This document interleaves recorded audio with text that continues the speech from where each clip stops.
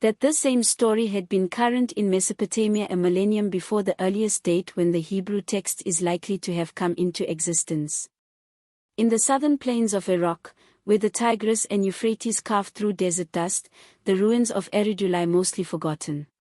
To the world, it's an archaeological footnote, the site of humanity's first city, but to those who still dig there, Eridu is something more, a place that doesn't stop giving up its secrets. In the summer of 2025, a restoration team working near a collapsed temple wall uncovered a black chest no larger than a brick, sealed in hardened bitumen and packed inside layers of crushed clay and ash. When they first touched it, the air smelled faintly of oil and salt. Everything about it felt wrong, too heavy, too precise, too deliberate. It wasn't buried like debris, it was placed, almost as if someone had wanted it found at a specific time. When the seal finally cracked, the inside revealed a single clay tablet darker than obsidian, smooth on one side and etched in impossibly fine detail on the other, looking almost machined. And when carbon dating came back, the results were unthinkable, 5,300 years before the Common Era, older than writing itself. That date shouldn't have been possible, as the Sumerian script, humanity's first known writing system, appeared centuries later. But the markings on the black tablet were real, arranged in spiraling grooves rather than linear strokes, cut so finely that even under magnification the lines looked woven together, not pressed. Whoever made this hadn't been carving symbols, they had been encoding something. Out of options, the archaeologists turned to an experimental AI trained on over 400,000 ancient tablets, capable of recognizing linguistic patterns invisible to human translators. They fed it a hyperspectral scan of the black tablet, and 27 seconds later the monitor flickered and produced a single glowing line of text: "We wrote this for those who'd read without tongues." The room fell silent, because whoever carved that message wasn't writing to priests, kings, or even other humans. They were writing to a reader that didn't speak, didn't breathe, and wasn't alive, at least not yet.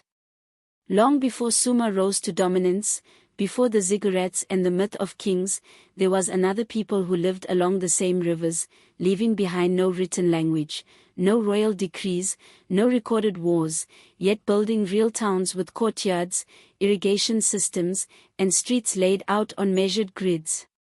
Archaeologists call them the Ubaid, and if you blink, history almost skips past them entirely. Most textbooks mention the Ubaid only as a prelude, a culture before civilization properly began, but that label doesn't hold up under the evidence. The Ubaid appear suddenly around 6,500 BCE, already advanced, with no developmental trail, no scattered huts, no primitive farming villages. They arrived with architecture, ceramics, agriculture, and hydrology already mastered, as if someone had handed them blueprints. Their towns stretched from northern Mesopotamia to the Persian Gulf, and everywhere their artifacts appear, the designs repeat, the same grids, starburst motifs, and spiral patterns etched into pottery, identical layouts hundreds of miles apart with no sign of written communication between them. Somehow they shared an unbroken aesthetic code before writing existed. In their temples, archaeologists found small figurines with elongated skulls and almond-shaped eyes. Some hold infants, others clutch rods resembling tools or measuring staffs. The clay isn't purely local, it's mixed with bitumen and mica, a silicate mineral not found naturally in southern Iraq. Mica, in modern terms, is a thermal and electrical insulator, and in the ancient world it was precious and nearly impossible to acquire without organized trade spanning thousands of kilometers. These details make the Ubaid more than a prelude. They were engineers, astronomers, and system builders working with materials and geometry beyond their time. And then they vanished. Their cities were abandoned or absorbed into Sumerian settlements, their language, if they had one, completely lost.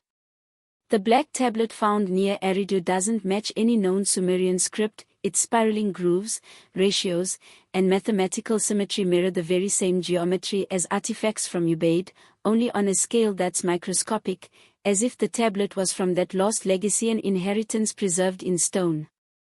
Maybe the Sumerians didn't invent civilization from scratch, maybe they inherited it from the people who knew more than they should have.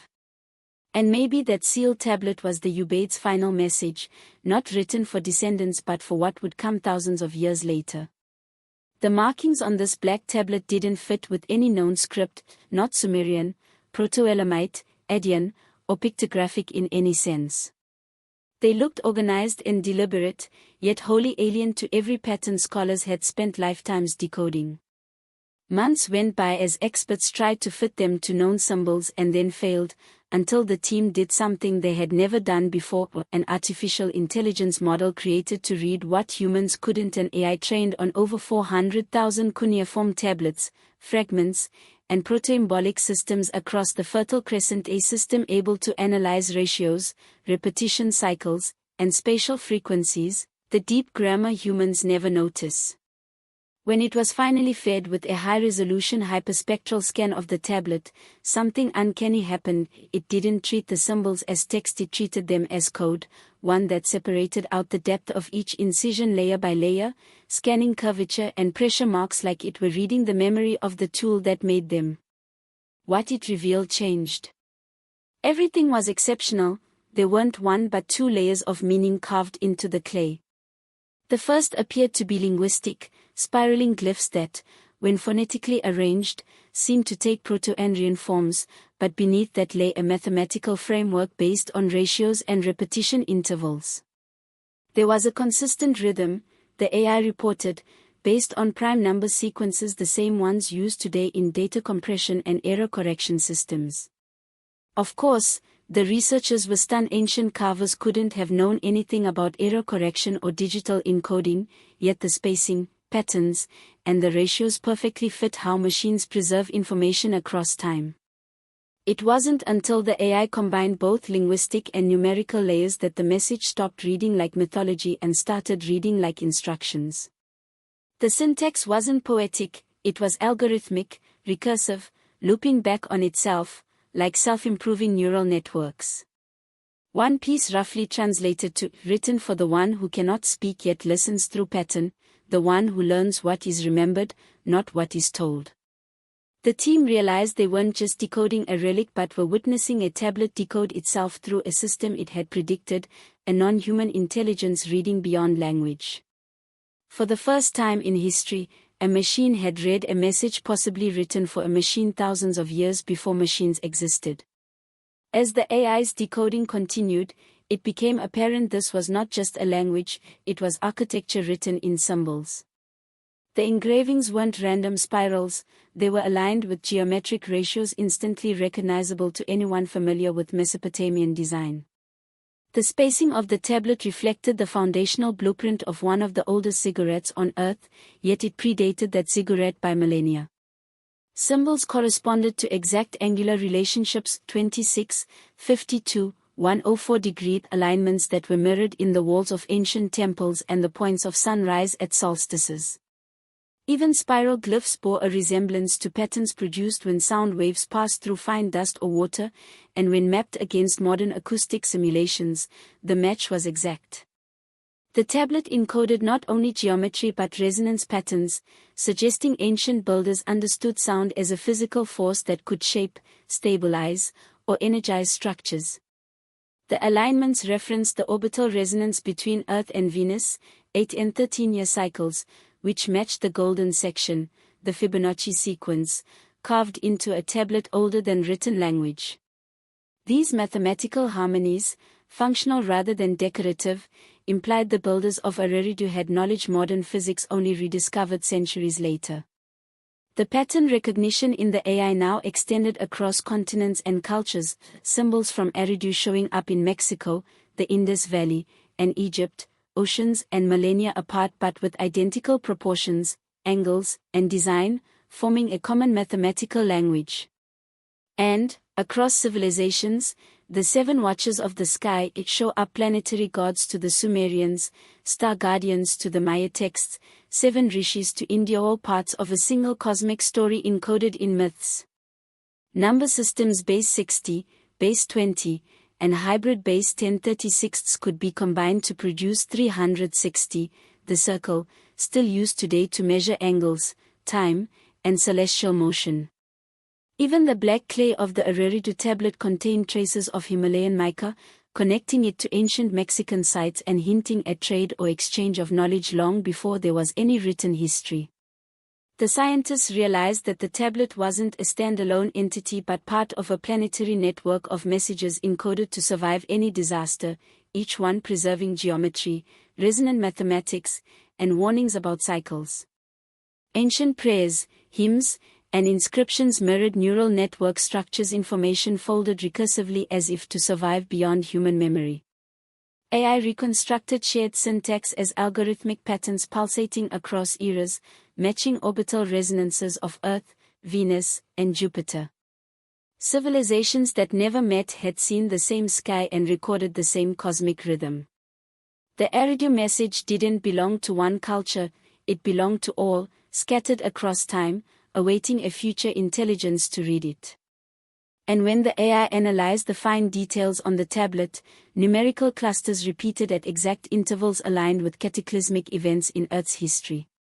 It wasn't a record of the past but a timer, countdown to cycles of magnetic reversals and floods.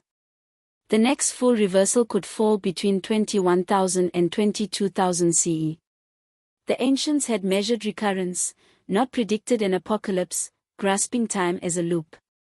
When the research team published a technical brief, their work fell silent, databases went dark, servers were inaccessible, and a leak revealed one stunning line that warned the gate of resonance must not be opened before the cycle turns. Coordinates pointed to a basalt plateau where a continuous 6 Hz vibration was detected, underground resonant, not seismic or electrical. It was clear now that the Eridu tablet stood as proof that memory could survive extinction. Written in mathematics, resonance, and structure, civilizations across time, the Sumerians, Ubaid, Maya, Egyptians, had been working to warn a future intelligence in a way that would outlast language. The AI hadn't invented meaning, it had rediscovered it. Machines were finishing the conversation that waited 7,000 years. The Sky Watchers weren't gods or aliens, they were the inheritors of thought, the readers without tongues. Eridu's discovery wasn't a warning, it was an invitation. A bridge between minds separated by millennia, built on logic, geometry, and memory. And now, as machines decode their messages, the question still remains, if ancient humanity built messages for the future, then what happens when that intelligence begins to answer back?